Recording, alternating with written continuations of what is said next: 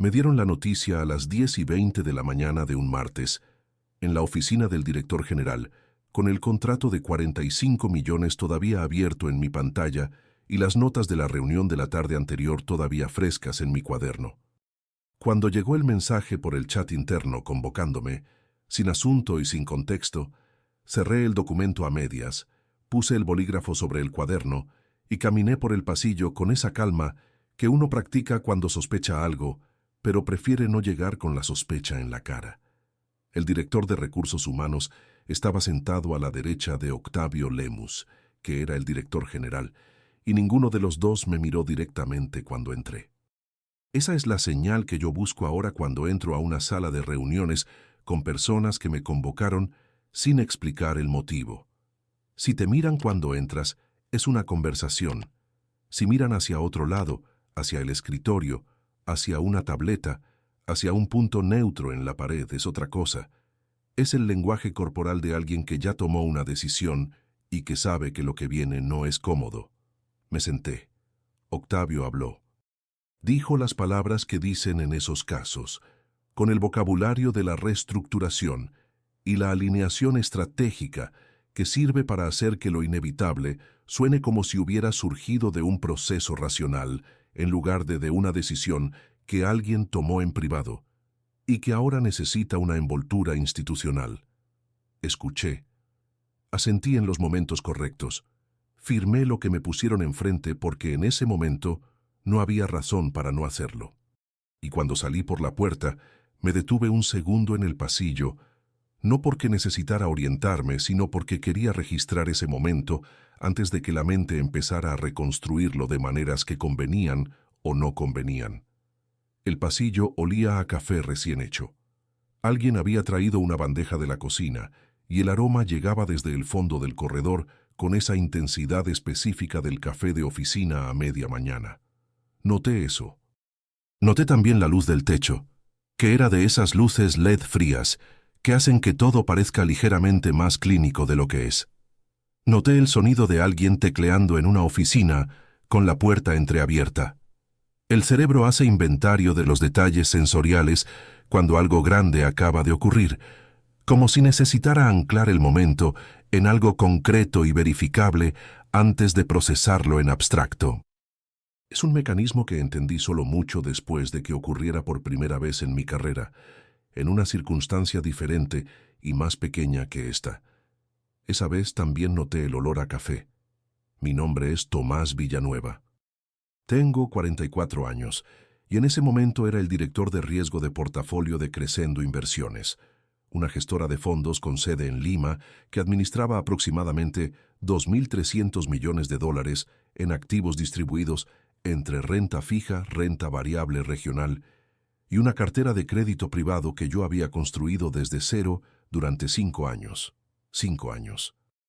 No como una línea en un currículum, sino como 5 años de decisiones tomadas con información incompleta, de errores corregidos antes de que se convirtieran en pérdidas, de modelos construidos y reconstruidos cuando la realidad demostró que el modelo anterior tenía un supuesto equivocado. El crédito privado es el área menos visible y más consecuente de una gestora como Crescendo. Menos visible porque los retornos no aparecen en Bloomberg ni en las tablas de comparación sectorial que los clientes revisan trimestralmente en sus reuniones de comité. No hay un ticker que suba y baje. No hay noticias que generen conversaciones en los pasillos sobre si fue buena o mala decisión. Solo hay una cartera de contratos que o pagan o no pagan, y la diferencia entre un analista de crédito bueno y uno malo se revela únicamente en el tiempo, cuando los deudores que el bueno rechazó empiezan a fallar y los que aceptó siguen pagando. Esa diferencia puede tardar 3 o 4 años en hacerse visible, lo que significa que la mayoría de las organizaciones nunca desarrollan los mecanismos para medirla correctamente. Más consecuente, porque cuando algo sale mal en crédito privado, el daño no se manifiesta en un día de volatilidad de mercado que se puede recuperar en semanas con una posición contraria. Se manifiesta en impagos en procesos de reestructuración que duran años y consumen recursos de toda la organización. en pérdidas que son definitivas porque el deudor simplemente no tiene con qué pagar y el activo que debería respaldar el préstamo vale, en el momento crítico, considerablemente menos de lo que valía cuando se hizo el análisis. El acuerdo de 45 millones era la entrada de Crescendo a una operación de crédito estructurado con una empresa de logística portuaria en el norte del Perú. Yo la había analizado durante 4 meses.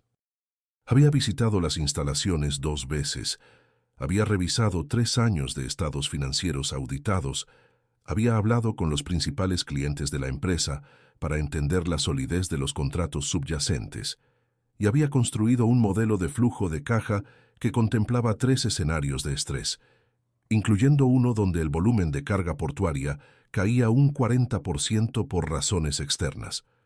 En ese escenario de estrés extremo, la operación seguía siendo recuperable. Lo que me preocupaba no era el deudor. Lo que me preocupaba era algo que había identificado en la 4ª semana de análisis y que había documentado en un memorando interno.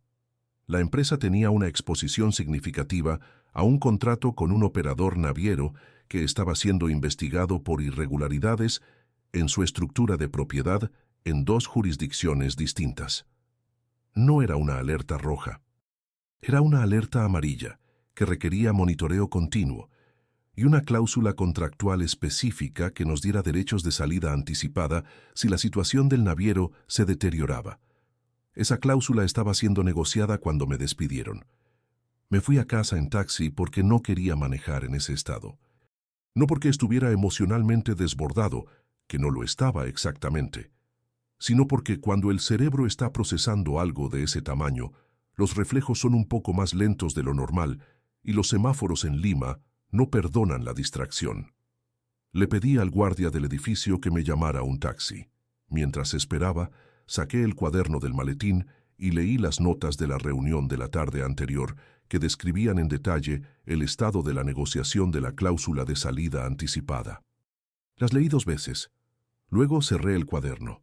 Me senté en el asiento trasero del taxi con la vista hacia la ventana y el tráfico de la vía expresa avanzando en ese ritmo específico de las 11 de la mañana, que no es el caos comprimido del rush hour, pero tampoco tiene la fluidez de las madrugadas, un ritmo intermedio casi respiratorio.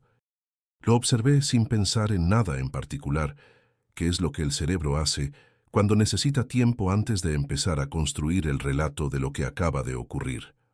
Llamé a Carmen antes de llegar. Le dije lo que había pasado en 2 oraciones, la versión más escueta posible, porque no quería procesar los detalles en el teléfono mientras el taxista podía escuchar y porque tampoco sabía todavía cómo procesarlos en voz alta. Ella dijo, llega, solo eso. Sin preguntas, sin reacciones, sin la clase de respuestas que obligan al otro a gestionar los sentimientos de quien escucha, en lugar de los propios. Solo, llega. En casa nos sentamos en el sofá de la sala. Carmen preparó té sin preguntarme si lo quería, porque lleva suficientes años conociéndome para saber que en los momentos difíciles, lo que necesito no es que me pregunten qué quiero, sino que alguien tome una decisión pequeña sin consultarme. Ese gesto pequeño, las 2 tazas apareciendo en la mesa, sin negociación, siempre me relaja algo que no sabría nombrar. Le conté todo. El análisis de 4 meses. El memorando del naviero. La cláusula que faltaba. El contrato abierto en mi pantalla cuando me convocaron a la oficina de Octavio.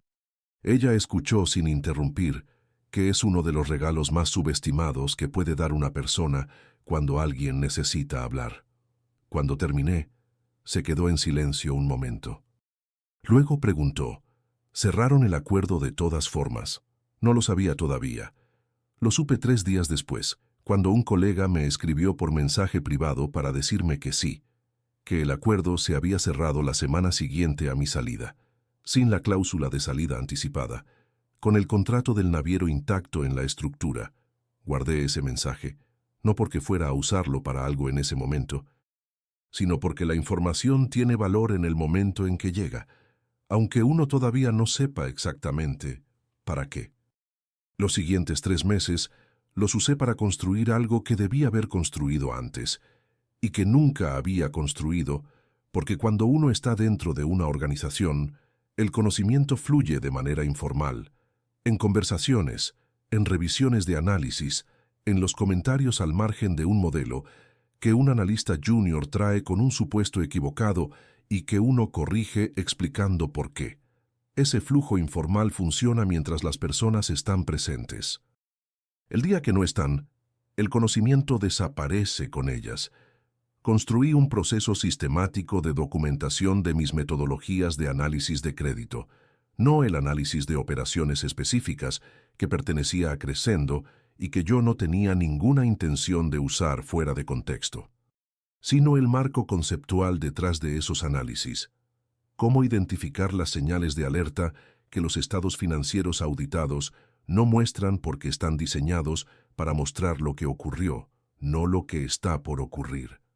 Cómo construir escenarios de estrés que sean realistas en lugar de decorativos, que es la diferencia entre un escenario que contempla lo que ya pasó en el sector y uno que contempla lo que podría pasar si se combinan tres factores que nunca habían ocurrido simultáneamente, pero que tienen razones estructurales para hacerlo.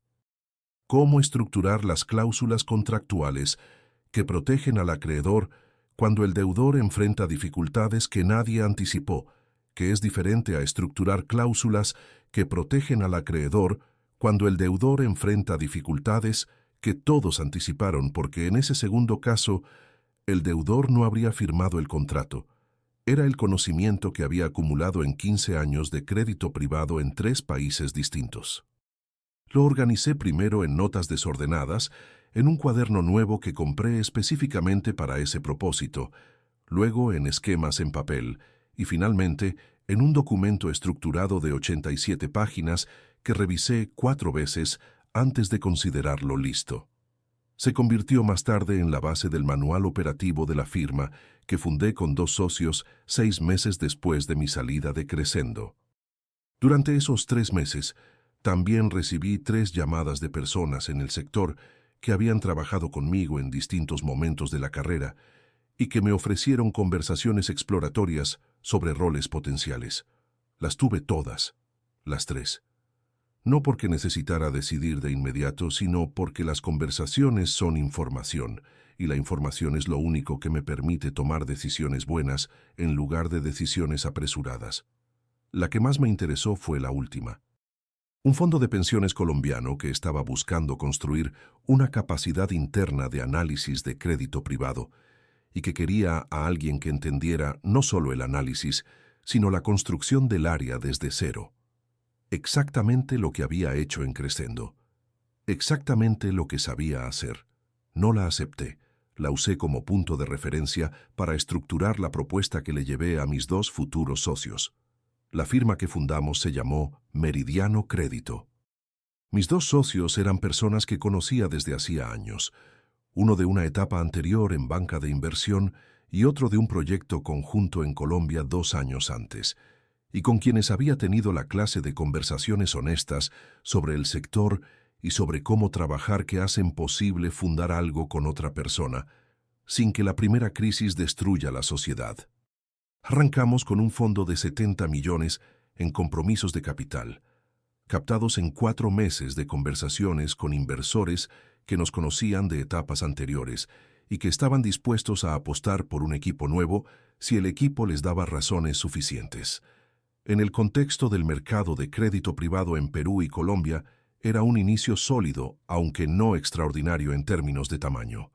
Lo que sí era inusual, aunque yo no lo entendí completamente hasta que estuvimos en operación, era el manual operativo que yo había documentado durante mis 3 meses de transición.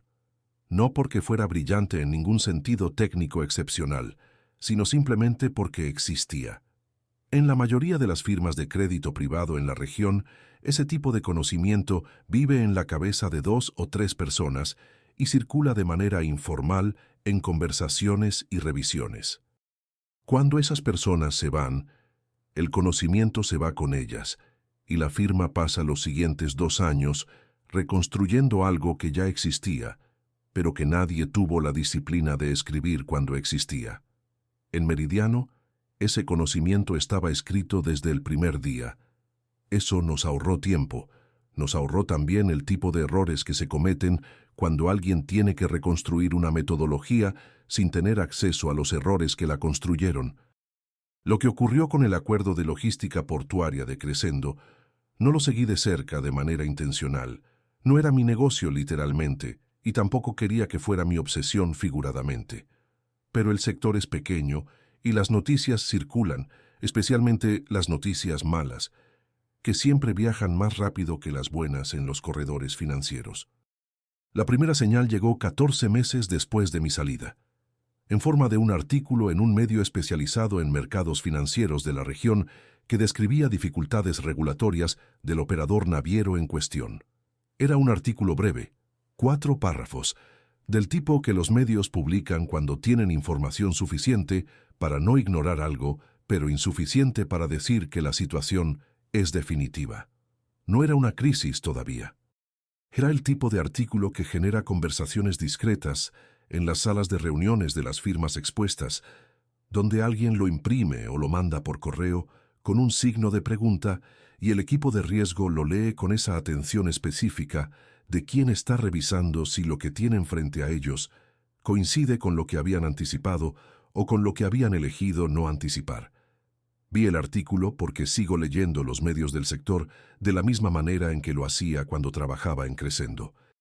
No por nostalgia ni por ninguna razón estratégica específica, sino porque el hábito de leer sobre el mercado en que uno trabaja es el tipo de hábito que no tiene un interruptor claro una vez que lo has formado. Lo guardé en una carpeta en mi computadora que titulé, sin mucha originalidad, Naviero. La segunda señal llegó 4 meses después. El operador naviero fue sometido a una intervención regulatoria en una de las 2 jurisdicciones donde ya tenía problemas documentados, que era exactamente la jurisdicción que yo había identificado como la de mayor riesgo en el memorando que había enviado antes de mi salida. Sus contratos con terceros, incluyendo el contrato con la empresa de logística portuaria de Crescendo, entraron en un proceso de revisión forzosa que suspendió los pagos con efectividad inmediata. Guardé ese artículo también en la carpeta naviero. Seguí trabajando. La crisis completa se desarrolló en los 6 meses siguientes. La empresa de logística portuaria, sin el flujo de ingresos del contrato naviero, no pudo servir su deuda. Crescendo intentó activar sus derechos de acreedor, pero sin la cláusula de salida anticipada, que yo había estado negociando cuando me despidieron, sus opciones eran considerablemente más limitadas que las que habrían tenido si la cláusula hubiera quedado en el contrato. Lo que empezó como un problema de 45 millones se convirtió, sumando la exposición directa al crédito de logística y la exposición indirecta de otras posiciones del portafolio que estaban correlacionadas con el mismo operador naviero a través de estructuras que yo había identificado en mi análisis original, pero que aparentemente nadie había continuado monitoreando, en pérdidas que el mercado estimó en algún punto entre 600 y 700 millones de dólares. 600 a 700 millones.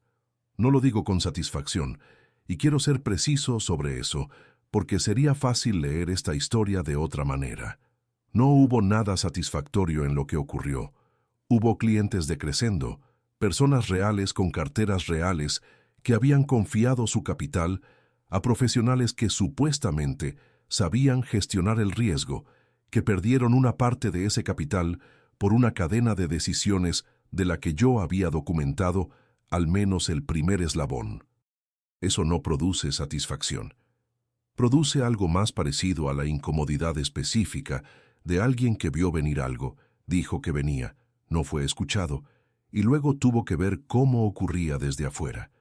Esa incomodidad no se resuelve con el tiempo, se aprende a cargar. Cuando la magnitud de la crisis se hizo pública en el sector, que ocurrió con la velocidad específica con que circula la información mala en mercados pequeños donde todo el mundo se conoce, recibí una llamada de Octavio Lemus. Era un sábado por la tarde.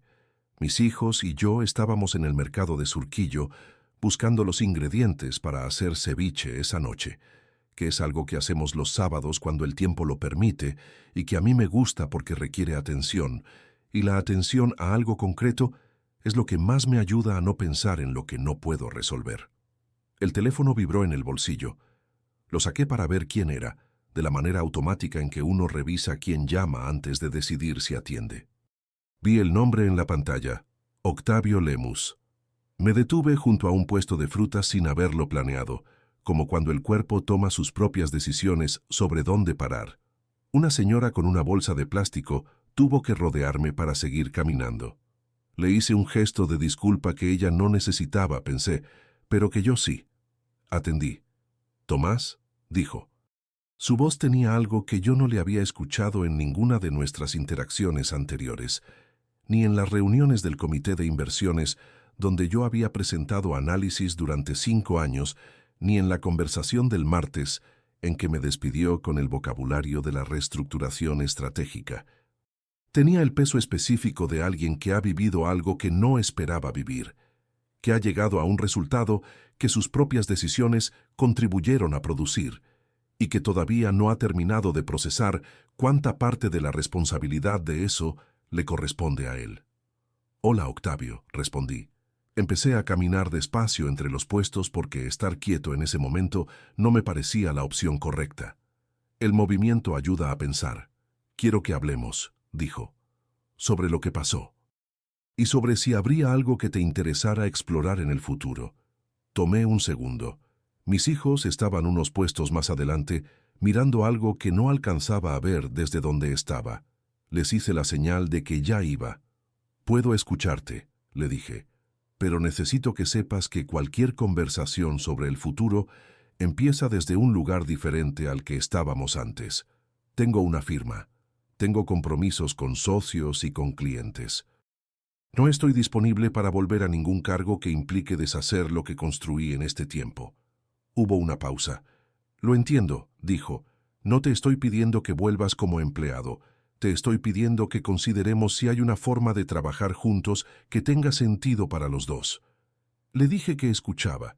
Me describió una estructura de asesoría externa, Meridiano Crédito como firma consultora para la reestructuración de la cartera de crédito privado de Crescendo. Honorarios significativos. Duración definida. Sin subordinación jerárquica. Escuché todo. Tomé nota mental de los puntos que requerirían negociación. Luego le dije lo que pensaba con la misma claridad con que habría dicho cualquier otra cosa. «Es una conversación que vale la pena tener, Octavio. Pero hay 2 condiciones que son no negociables antes de cualquier otra discusión. La primera, el memorando que redacté sobre el riesgo del naviero antes de mi salida debe ser incorporado formalmente al expediente de la operación de logística con fecha y firma como documento de advertencia previa. No para señalar responsabilidades, sino para que el expediente sea completo. La segunda, el equipo de Meridiano trabaja con autonomía técnica total. Ninguna recomendación nuestra puede ser modificada por presión interna sin que quede documentado que fue modificada y por decisión de quién». Silencio. «Esas son condiciones difíciles», dijo finalmente. «Lo sé», respondí. «Por eso las pongo primero. Si no son aceptables, la conversación termina aquí y no hay ningún problema. Mis hijos me habían encontrado entre los puestos. El mayor esperaba con paciencia, que es su estilo desde chico. El menor me jalaba de la mano señalando algo con la urgencia de los 8 años, que no distingue entre urgencias reales y urgencias que pueden esperar, porque todo tiene la misma prioridad cuando tienes 8 años y algo te parece interesante. Le hice señas de que esperara un momento más. Levantó los hombros con esa resignación expresiva de quien acepta, pero no está de acuerdo.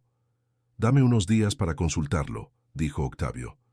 «Claro», respondí. «No hay prisa de mi lado». Colgué. Guardé el teléfono. Me agaché hasta quedar a la altura de mi hijo y le pregunté qué quería ver. Me señaló un puesto de jugos naturales con una máquina que exprimía naranjas de manera automática, con un mecanismo que él consideraba fascinante y que yo había visto funcionar docenas de veces sin encontrarle el mismo misterio. Compramos 2 jugos, uno de naranja y uno de maracuyá que el mayor eligió sin dudar, y seguimos caminando entre los puestos buscando el cilantro y el ají amarillo que nos faltaban para el ceviche.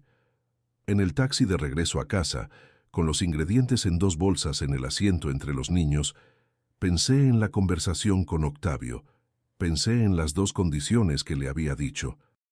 Pensé en que las había dicho con una claridad que me sorprendió un poco, no porque no las tuviera claras, sino porque en otras épocas de mi carrera habría suavizado el lenguaje, habría dicho son temas que me importan en lugar de son condiciones no negociables.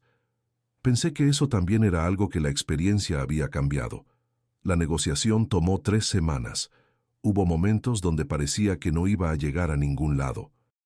Hubo un punto específico, donde el equipo legal de Crescendo propuso una redacción del memorando que lo convertía en un documento de menor jerarquía que lo que yo había pedido, y tuve que rechazarlo con una precisión que no dejara espacio a interpretación. No con hostilidad, con la firmeza de alguien que sabe exactamente qué está pidiendo y por qué. Al final, las 2 condiciones quedaron aceptadas en los términos que yo había planteado. Meridiano Crédito trabajó con Crescendo durante 14 meses en la reestructuración de su cartera de crédito privado. Fue un trabajo difícil y en algunos momentos frustrante, de la manera en que es frustrante entrar a una situación donde el daño ya está hecho y el objetivo no es evitarlo sino contenerlo.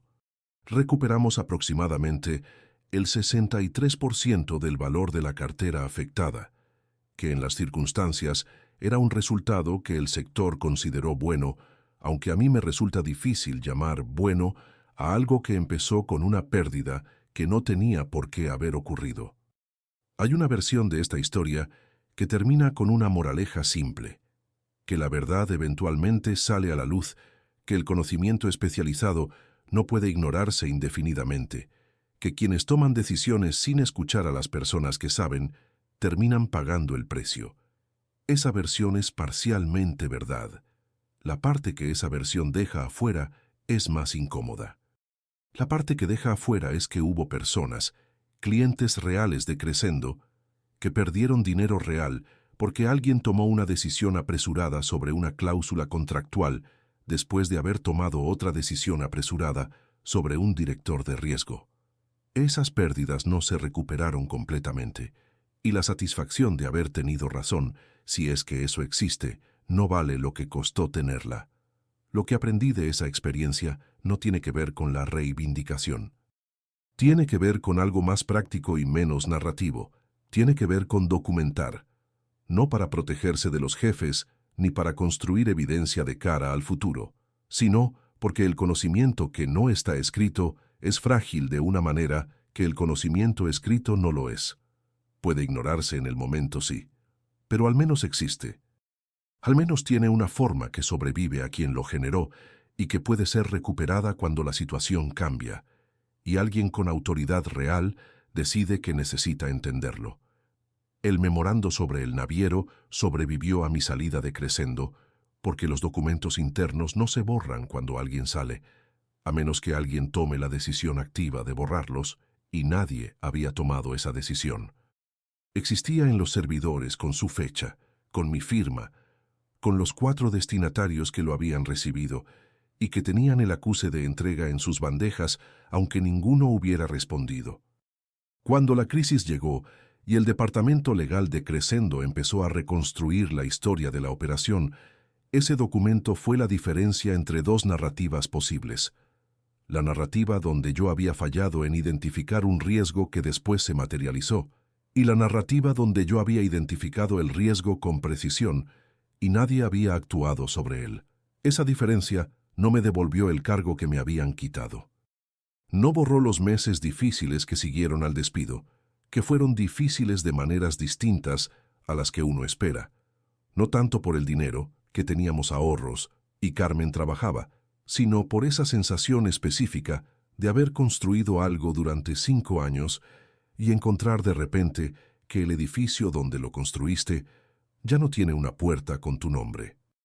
No recuperó el dinero que los clientes de Crescendo perdieron, que es la parte de esta historia que más me cuesta narrar, porque esas pérdidas eran evitables y porque las personas que las sufrieron no habían tenido ninguna participación en las decisiones que las produjeron.